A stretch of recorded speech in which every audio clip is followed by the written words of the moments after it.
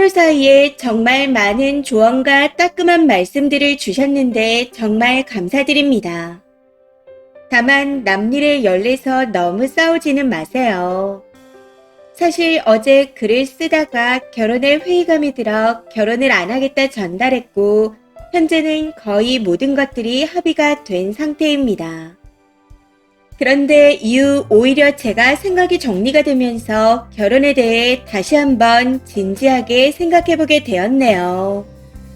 첫 번째로 이성적이고 합리적인 모습이 매력있다고 생각했었는데 마지막에 되지도 않는 소리를 하는 걸 보면서 정이 떨어짐을 느꼈습니다. 저희 사이에는 여느 연인들과 마찬가지로 공감대가 있고 그 공감대로 공평이라는 관념이 있었다 생각했습니다. 그런데 본인에게 유리한 것만 취하고 불리한 건 입을 다무는 사람인 것 같다는 생각이 들더라고요. 물론 저희가 비슷한 사람이라 만난 건 맞습니다. 끼리끼리라는 말이 맞는 거겠죠. 근데 본인 스스로 남자는 뭐뭐 해야 한다는 게 싫다고 하더니 갑자기 아기 성심한 원래 그런 거라고 주장해서 깜짝 놀랐었네요. 두 번째로 이번 일을 겪으면서 제 남자친구는 얻기 위해서 싸우지 않아도 되는 일을 저는 해결하기 위해 이렇게 감정을 소모해야 한다는 것 자체가 지치더라고요. 그리고 세 번째로 사회적인 인식이라고 해야 하나요? 처음부터 당연한 게 어디 있나요? 저는 그런 건 없다고 생각합니다. 모든 변화에는 시작이 있다고 생각하거든요. 무엇보다 다양한 가족 형태가 존중되어야 한다고 생각합니다. 저는 다문화 가족이든 편모 가정이든 이혼 혹은 재혼 가정이든 모두 존중하고 이를 차별하는 사람들이 나쁘다고 생각합니다. 요즘 출산율도 문제라는데 정상가족을 유지하는 게 현대사회에서는 정말 많이 어렵잖아요. 아이가 정상가정에서만 태어나야 한다는 생각을 버려야 출산율이 올라간다고 생각합니다.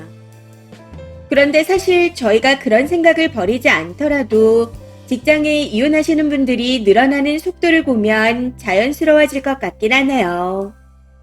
그냥 다르다고 욕하기 전에 복잡한 현대 사회에서 각자 자신들에게 잘 맞는 결합 형태를 취해 행복하게 사는 게 맞다고 생각하고 있어요.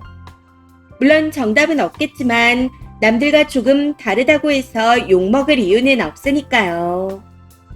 그리고 남자친구가 가부장적인 결혼 생활을 바란다면 연애 때부터 그런 행동을 좋아하는 다른 여자를 만나 정통적인 남성상처럼 집을 해와서 전업주부를 하면 서로 행복하지 않을까 생각합니다. 그렇지만 그걸 싫어했던 건 남친 본인이에요. 맞벌이든 가부장제든 남친은 한 가지를 취사 선택할 기회가 얼마든지 있었습니다. 그런데 문제는 본인이 선택의 결과를 받아들이지 못했다는 거죠. 종래는 받아들였지만 아무튼 저는 아주 예전부터 말했습니다. 이전 글에서도 말씀드렸다시피 육아휴직이나 성씨에 관한 건 미리 연애 초부터 이야기를 끝낸 상태였습니다. 특히 성씨에 관한 건 더 강조했었는데 갑자기 말을 바꾼 거죠. 지금에 와서 보니 이전에 합의된 내용들도 제가 너무 단순하게 생각했던 것 같아요.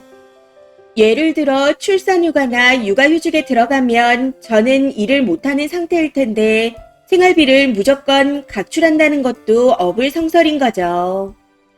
남자친구가 육아휴직을 거부한 것도 더 깊게 생각해보면 아이는 오로지 제 몫이면서 생활비도 내야 하는 그런 상황이 되는 거잖아요. 그래서 이런 상황에 대해서도 조금 더 깊이 생각을 해봐야 할 것 같습니다. 지금 합의된 내용도 단순히 제가 결혼 안 하고 싶다고 강력하게 의사를 전달한 결과일 뿐이라고 느껴지거든요. 제가 결혼을 안 하겠다고 나서면 남자친구가 잃을 게 너무 많아서 그냥 어쩔 수 없이 대답했다고 생각합니다. 우리나라에서 혼외자가 있는 40대 남성이 결혼하기는 사실상 어려운 일이니까요. 그런데 아이에 대한 책임은 둘 다 져야 하는 게 맞기에 어쩔 수 없다고 생각합니다. 앞으로 이 결혼을 할지 안 할지는 모르겠지만 그건 개인사로 남겨두겠습니다. 다만 모든 일에 책임감을 가지고 제가 가장 행복할 수 있는 방향으로 선택할 겁니다.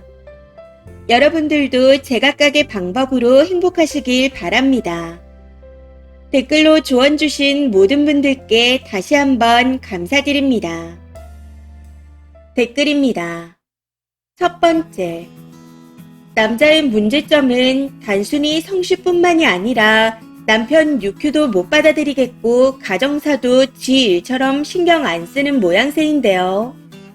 그 와중에 성씨는 물려줘야겠고, 그런 남자면 집을 해와야죠. 지 돈 아낄 때는 깨인 여자 취급을 해놓고는 본인은 잃고 싶은 게 없으니 고집 부리고 완전히 이기적인 놈입니다. 진짜 생각 잘하셔야 할 것 같아요. 두 번째, 아이의 안위를 걱정하는 척 남들이 수군될 거라고 확신하는 게 너무 웃기네요. 그러면 진짜 이혼가정, 재혼가정, 한부모 가정 아이들은 단지 부모가 없거나 친부모가 아니라고 높은 확률로 왕따를 당하나요?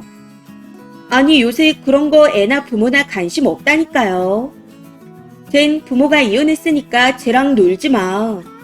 이런 것도 아닌데 지레짐작으로 엄마 성 다른 아이는 불행하게 살 거라고 확신하는 게 정말 너무 웃깁니다. 세 번째, 애는 무슨 죄예요? 당신 성이나 엄마 꼴로 바꿔서 사세요. 애가 커서 생각할 줄 알게 된 뒤에 스스로 엄마 성을 따르겠다 하면 모르겠는데 그걸로 애들한테 놀림받고 오면 뭐라고 할 거예요. 원인이 당신 고집이라는 걸 모르겠어요. 네 번째, 이건 성씨 문제뿐만 아니라 양육도 연애 땐 공동으로 하기로 해놓고 막상 결혼할 때가 되니 난 유큐 안 한다. 네 혼자 해라. 한 거 아닌가요? 간이고 쓸개고 다 빼줄 것처럼 무조건 같이 한다더니 결혼 날 잡고 아이까지 생기니 막 나가는 거죠. 저 남자는 애초에 글러먹은 놈입니다. 혹시라도 또 속아서 결혼을 하게 되면 집할 직권이니 신중하게 생각하세요. 지금은 파혼이지만 나중에는 이혼한다고 글을 쓰러 올 수도 있으니까요. 다섯 번째, 근데 주위에 저렇게 부모 성을 함께 쓰는 분들이 덜어 있으셔서 그렇게 문제가 될 만한가 싶네요. 그냥 본인 깜냥이 안 되는 거고 가치관이 다른 겁니다. 편견일 수는 있지만 부모 성을 함께 쓰는 분들은 아내분이 다 고학력자더라고요.